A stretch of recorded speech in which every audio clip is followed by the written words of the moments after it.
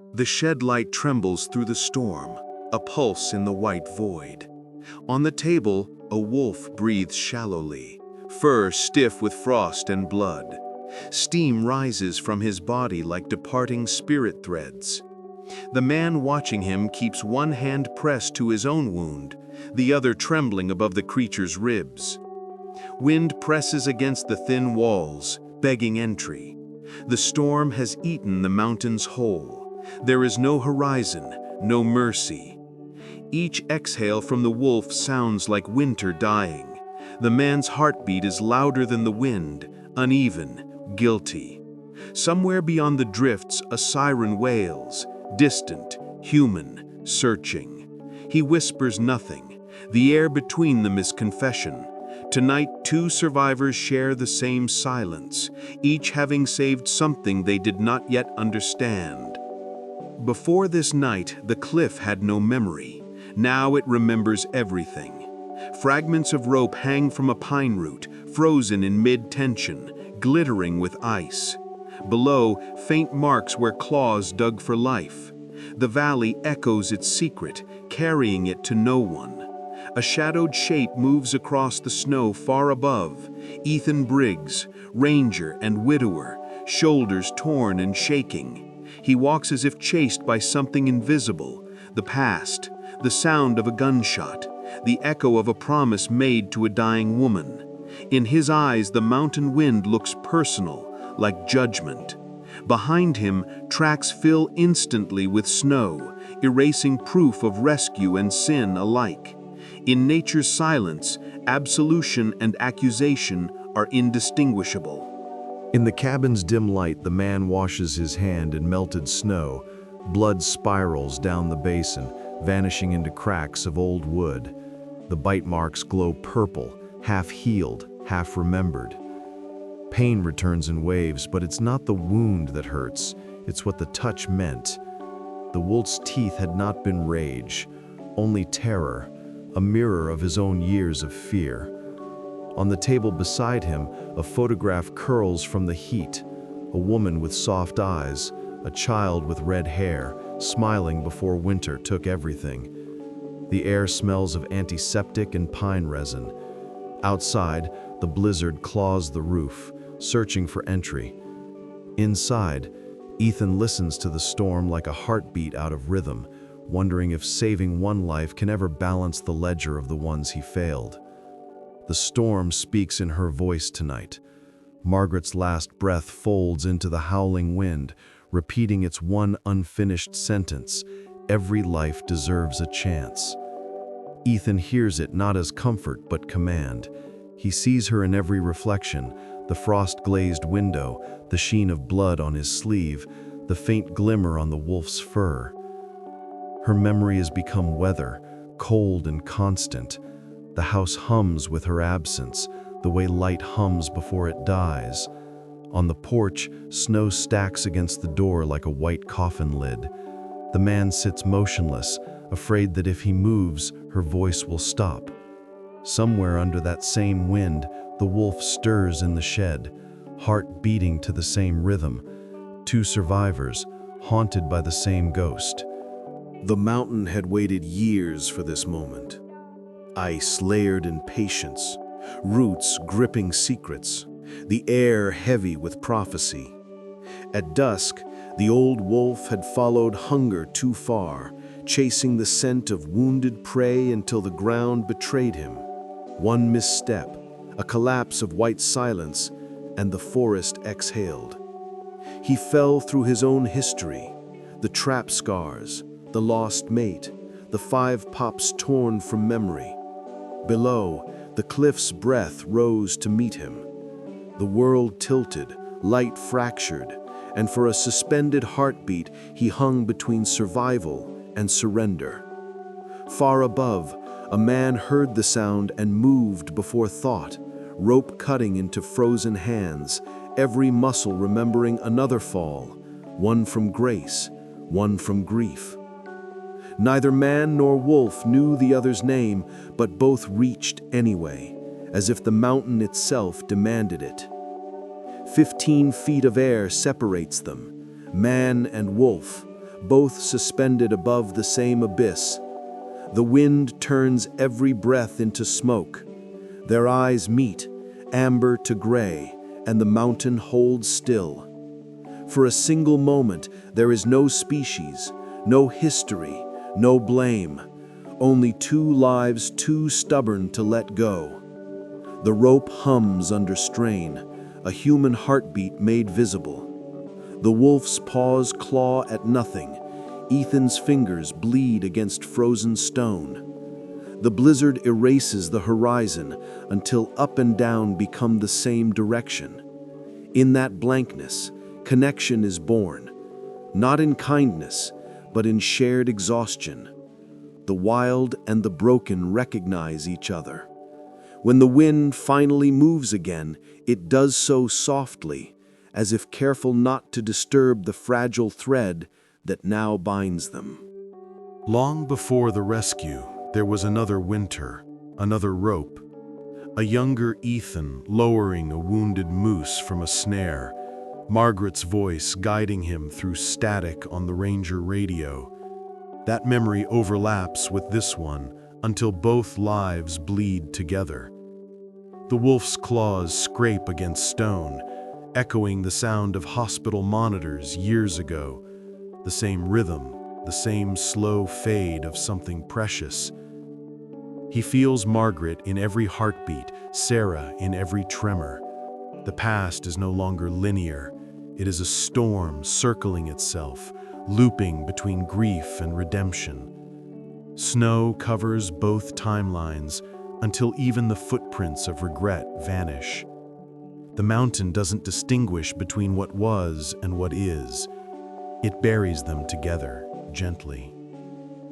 In the endless white, the wolf's struggle slows. Muscles once built for running tremble from cold and age.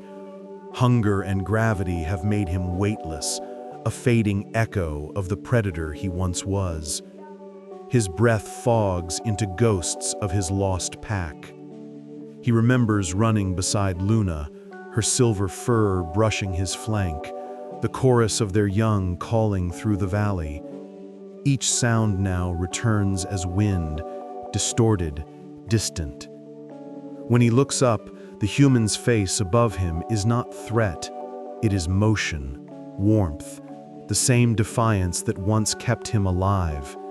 Instinct loosens its grip. He does not fight the hand that reaches down, though his body trembles with every primitive warning. For the first time since exile, the old wolf stops resisting survival. Ethan lowers himself inch by inch, rope biting into torn palms, boots scraping for purchase on ice-slick stone. The cliff face is a mirror reflecting his failures, every jagged edge another mistake he swore he'd never repeat. Snow swirls upward instead of down, defying logic like the act itself. He feels Margaret's eyes in the storm, her approval and her fear intertwined. The wolf's breath is visible below, faint but steady. Each gust of wind becomes a decision, descend or let go. He moves anyway, not from courage, but necessity, the same drive that kept his daughter alive when grief tried to swallow them both. At the edge of death, the difference between saving and surrendering narrows to a heartbeat. The man's hand reaches the wolf's neck. The skin is ice under fur, pulse weak but insistent. For an instant, both tremble, creature of wilderness and creature of guilt, sharing the same heartbeat. The rope jerks, the world convulses, snow explodes upward as if the mountain inhales. Ethan locks his arm around the wolf's ribs, feeling bones sharp as memory. The root above cracks, the air tightens. Gravity claws them both downward before the rope holds, screaming like pain itself. Suspended in white emptiness, neither knows which of them saved the other. Time stutters, stops, restarts in silence. When the blizzard swallows the last sound, only two heartbeats remain, one human, one wild, braided into survival. When the rope finally stills, Ethan feels his body become an anchor, every muscle locked in duty. The cold gnaws at his bones like a creditor reclaiming debt. Above him, the pine tree groans beneath the strain, an old sentinel asked once more to bear human guilt. He remembers the last conversation before Margaret slipped away, the vow to honor life in all forms, no matter how lost. That promise now weighs heavier than the wolf in his arms. The storm thickens, its howl merging with the sound of his own breath. Every gust seems to whisper her name, folding the past into the present like two sides of the same wound. He climbs inch by inch, not upward but inward, toward redemption carved in ice. Each pull on the rope drags fragments of his history upward. The hospital corridor, the hollow apartment, the child who stopped laughing. Snowflakes strike his eyes like small, cold memories. Below him the wolf shifts faintly, ribs rising in shallow rhythm. The rope cuts through frost like a scar through skin. The mountain becomes less a place and more a mirror of endurance. Every heartbeat defies the gravity of despair. Somewhere in the wind, Sarah's laughter from years ago collides with Margaret's last sigh, forming a sound he hasn't heard in years. Hope. The cliff's edge looms close now, not salvation, but a threshold between what he was and what he's becoming. The storm roars louder, jealous of anyone trying to live. They collapse together onto the ridge, man and wolf, entangled in rope and breath. The snow swallows them, then pauses, as if nature itself must decide whether to continue. Ethan's chest heaves, the wolf's flank mirrors the motion. Two rhythms slowly sync. The air tastes metallic, alive. The storm recedes just enough to reveal the valley below, a cathedral of frozen air. In that suspended quiet, Ethan feels something shift. Not triumph, not relief. Something deeper. The sense that the mountain has witnessed him and chosen silence instead of punishment. He cuts the rope with trembling hands, freeing them both from its binding. Above, the sky exhales. Below, the wolf blinks once, the world returning through amber eyes. Back home, the old shed glows with lantern light. Sarah's wildlife camera sits on the table, its lens still flecked with snow. Images flicker on the screen, shadows, branches, then the wolf mid-leap, seconds before the fall. The final frame captures Ethan halfway down the cliff, arms outstretched, haloed in white chaos. Sarah stares, breathless. In the silence, the photograph becomes prophecy. She realizes the creature she's been watching for months, the one she named Ghost, is now lying only meters away, breathing because her father refused to let fate finish its work. Outside, the blizzard presses at the windows like a living thing.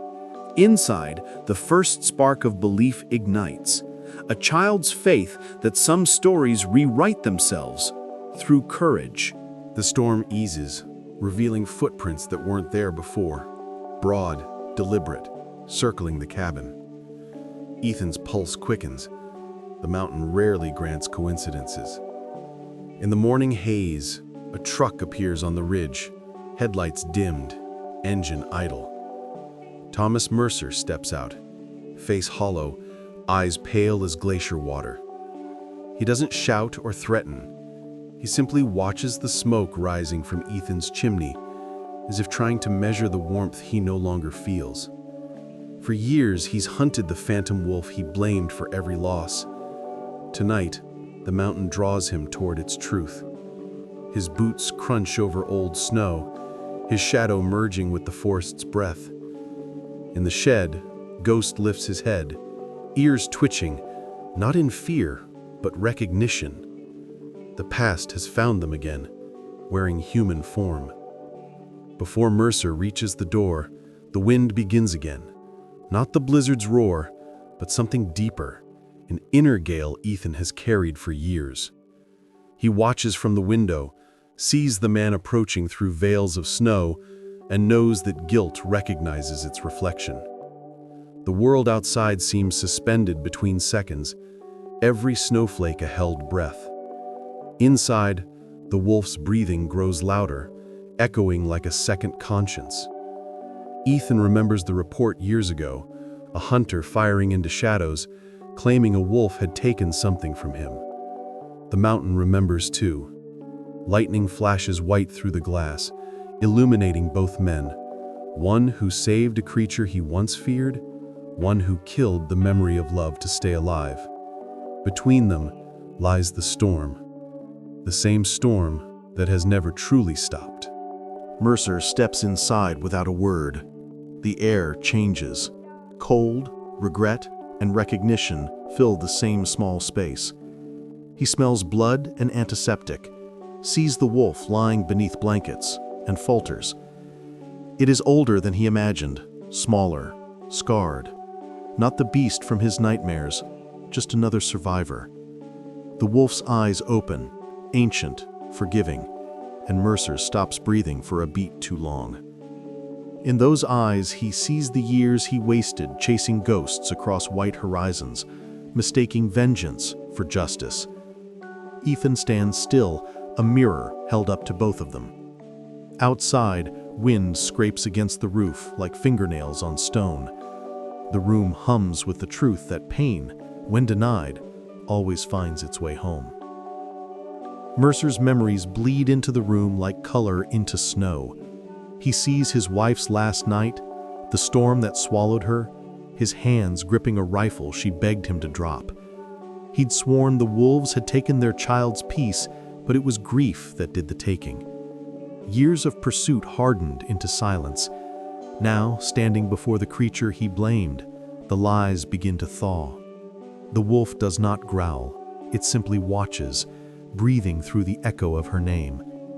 Ethan feels the moment stretch, fragile as ice underfoot.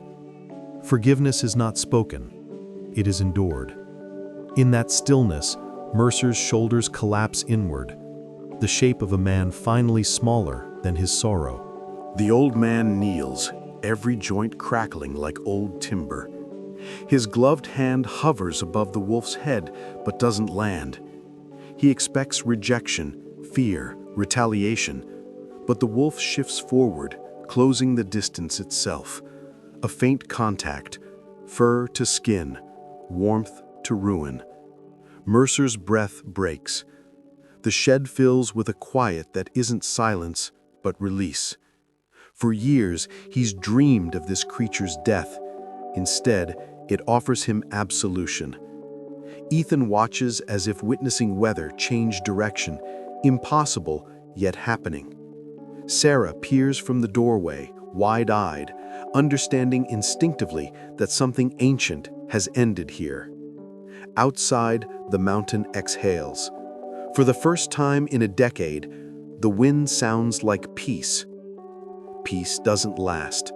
Blue and red flicker through the storm, reflections cutting across the snow like veins of lightning. A sheriff's cruiser halts in the yard, its engine humming like judgment. Ethan's pulse steadies, almost calm. He's been waiting for consequence since the first rope burned his hands. Mercer rises, turns toward the door. Both men know what comes next.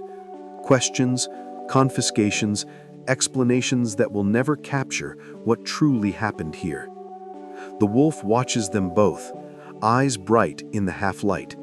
No chains yet, but inevitability gathers like clouds before another blizzard.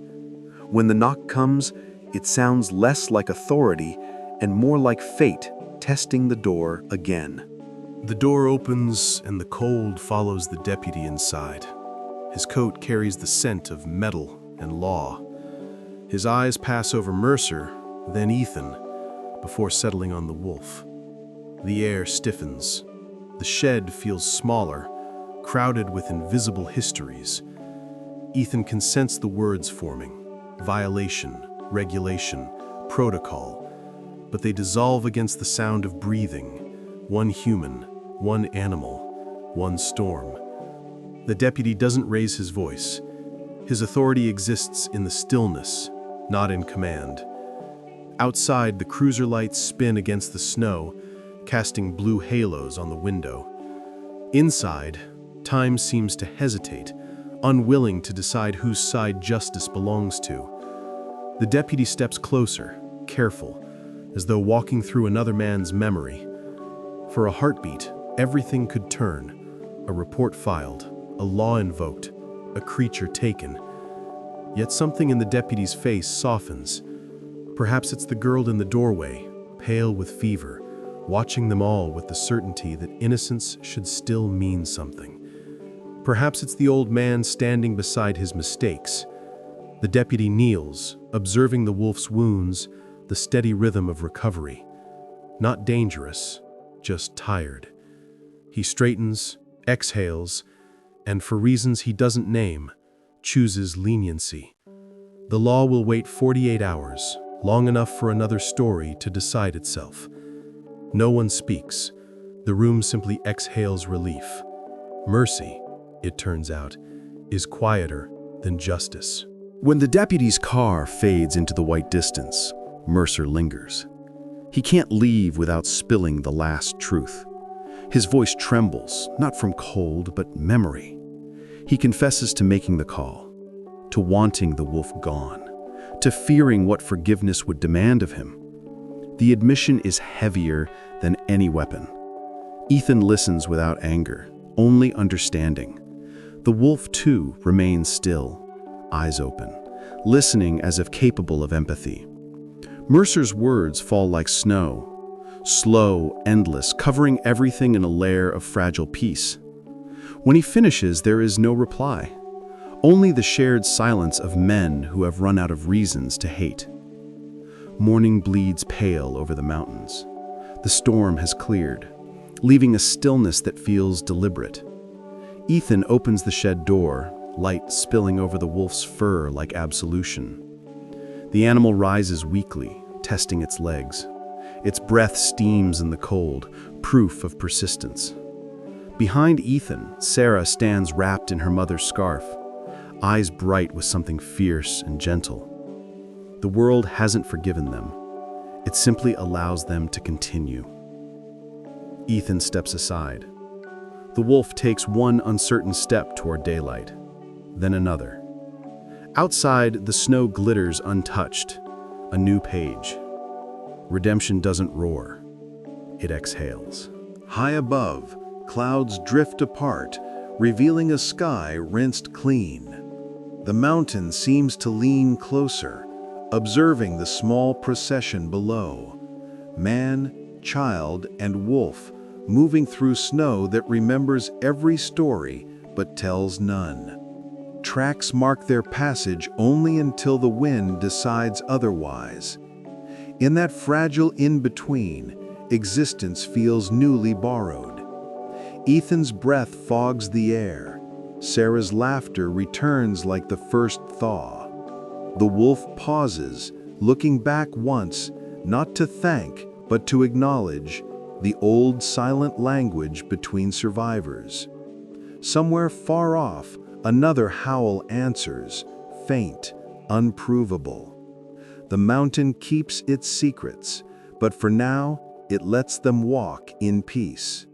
In the hush that follows mercy, the earth shifts again. Ethan finds spent casings buried near the ridge, half swallowed by frost, fresh, not relics. Someone else had hunted ghost before he fell. The revelation spreads through him like returning pain. The rescue, the storm, the bite, none were accidents. The wolf had been running from men long before the cliff betrayed him. He pockets the metal, understanding that cruelty often travels unseen, even when forgiveness blooms. Somewhere beyond the tree line, a raven calls once, the sound flat and final. Ethan doesn't chase answers. Some truths are best left buried under snow. The important one already lies asleep in the shed, breathing proof that survival can be louder than blame. Days pass without incident. The mountain softens, its fury spent. Sarah tends to Ghost's healing leg, her movements calm, deliberate. Ethan rebuilds the fence, though he knows it's symbolic. No wall can hold what belongs to the wild. At night, the fire hums against the windows, echoing human warmth in an indifferent world. Mercer visits sometimes, silent, leaving food, leaving peace. The air tastes different now, less like fear, more like forgiveness. Each morning, Ethan wakes expecting the past to return, but it doesn't. The mountain keeps its distance, content to watch from behind the clouds. For the first time since Margaret's death, grief no longer feels like home. It feels like weather, temporary, passing. Spring creeps in disguised as thaw. Snow loosens its grip, revealing soil that smells of beginning. The shed door remains open. Ghost steps outside at dawn, limping less with each day. He circles the clearing, testing old instincts, listening for a pack that no longer exists. Sarah watches from the porch, camera forgotten in her hands. Ethan stands beside her, silent. Neither calls the wolf back. Freedom is its own kind of healing. When Ghost lifts his head to the wind, his howl carries over the valley, low, steady, unbroken. It isn't mourning, it's a declaration that survival can still sound beautiful. At dusk, Ethan walks the ridge alone. The horizon burns copper, bleeding into indigo. Below, he sees movement among the pines, a flash of silver fur, a shape becoming shadow. Ghost pauses, turns, their eyes meeting across the distance. No words, no gratitude, only recognition. Two beings shaped by loss, still learning how to live with it. The wind moves between them, gentle now, like Margaret's voice finally at rest.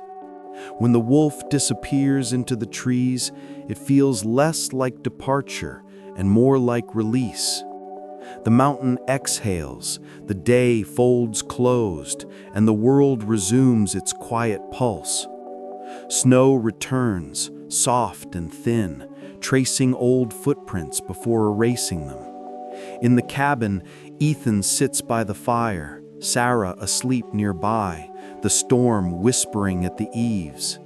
He looks at his healed hand, the scars pale, the pain gone.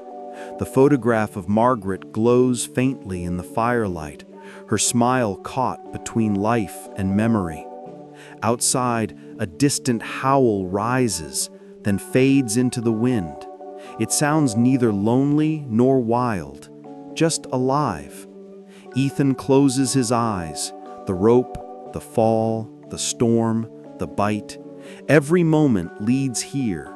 Redemption, he realizes, isn't about rescue, it's about endurance. Somewhere beyond the ridge, Ghost walks beneath the aurora, carrying their shared silence like light. The mountain watches, and for the first time in years, the night feels kind.